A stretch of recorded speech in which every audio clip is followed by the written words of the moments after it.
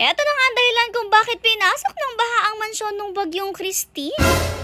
Hello Pack members! Welcome back to Husky Pack TV Vlogs! For today's video ay ipapakita nga namin sa inyo ang isa sa mga nagawa ni Tito Bobby dito sa ating mansyon mula nung dumating siya. Di na nga namin ipakita sa inyo yung ginawa niya sa second floor. Grabe, talagang minake-over niya nga po yung isang room. Dito nga muna tayo sa ganap for today. Bali kung mapapansin nyo nga po yung aircon na yan, yung pinaka-pinagbutasan ay dun po pumapasok yung tubig. Lalo na nga kapag bagyuhan dahil malakas nga talaga yung hangin at kahit nga dito sa may pahagdan ay pumapasok rin talaga yung tubig kaya nagbabaha. Doon naman sa may aircon, kung makikita nyo nga kanina ay nilagyan din ni mother ng tape yung pinakasaksakan dahil sakto doon pumapatak yung tubig at delikado baka bigla na lang pumutok yung saksakan. Pero kita nyo naman packaging tape yung nilagay niya na dahil pansamantala lang din siya. At ngayon nga tinanggal na niya yung packaging dahil ayusin na rin naman niya ni Tito Bobby at isa nga to sa mga kinukumpuni niya dito sa mansyon yung mga talagang mga pasira-sira at patulo-tulo. Bali dito nga sila pumunta sa may gilid ng mansyon at medyo mataas na rin nga yung mga damo dito. Kasama na rin nga pala niya dito si Kuya Edmar nyo na tumutulong nga sa kanya at kita nyo naman talaga tinatanggal pa nila yung mga damo-damo. Nagdala na rin nga sila dito na hagdan na nagagamitin nila dahil mataas nga po yung kanilang gagawin dahil sa second floor pa nga nakalagay yung aircon. Bala, cute nga dyan ay si Tito Bobby at tinulungan nga lang din siya ni Kuya na magtanggal-tanggal dyan ng mga damo-damo. Nagputol-putol na rin nga sila dyan ng kaunting mga sanga ng puno para magkaroon nga sila ng daanan papunta nga po dyan sa pinaka-pinaglagyan or pinagkabutasan ng aircon. Finally, nagkaroon na nga sila ng maladaanan dyan na maayos-ayos pero meron pa nga nakaharang dun sa pinakabutas. Kita nyo yung mahabang sanga na may mga dahon-dahon. Kaya naman yan muna yung tinanggal nila pagkaakyati na basta-bas nga lang yan at lumitaw na rin nga finally yung pinakabutas ng aircon at kita nyo naman yung mahabang hose niya papunta doon sa taas. Hindi nga kasi nalagyan mismo nung parang pinaka-cover yan kahit yung silicone kineverlu kaya naman sumisipit talaga yung tubig kapag umuulan. Actually matagal na talaga namin problema yan at finally ngayon ay magagawa na nga ng paraan at ayan nilalagyan-lagyan na nga yan ni Tito Bobby. Make sure nga niya na sa paligid ng butas ay talagang malalagyan niya lahat para sure nga na wala na talagang papasok na tubig dyan. Naka-waterproofing pa nga tayo para hindi tayo pasukin ng tubig pero talagang sumisipit-sipit sila sa mga butas-butas gaya na nga lang yan. Actually kahit nga yung aircon natin sa first floor which is yung solar powered na air conditioner ay talagang sinisipitan rin pero very minimal lang at patulo-tulo lang. Dito lang talaga sa second floor super lakas ng pasok ng tubig kaya naman inuna din nila na ayusin to. May kasama rin nga talaga tayo nangungulit-ngulit dito habang nagagawa habang may isang nagbe-video si Ajichi naman ang talagang taga-huli. Hindi rin naman kasi talaga nagpapahuli itong si Ajichi. Basta lalabas nga tayo ay palagi rin siyang sumasama. Anyway, habang nagagawa nga dyan si Tito, iniwan na rin nga muna siya ni Mother dahil medyo matagal-tagal pa nga yan dahil inaayos ni Tito yan ng maigi. Sa ngayon nga ay heto na muna ang mapapanood nyo. Simpleng pagkakumpuni lang pero soon ay makikita nyo na ang paggagawa at pagtapos dito sa ating mansyon dahil gagawin na rin soon ang third floor. Very exciting talaga yan kaya abangan nyo ang mga videos natin kaya mag-follow na kayo para hindi nyo makaligtaan.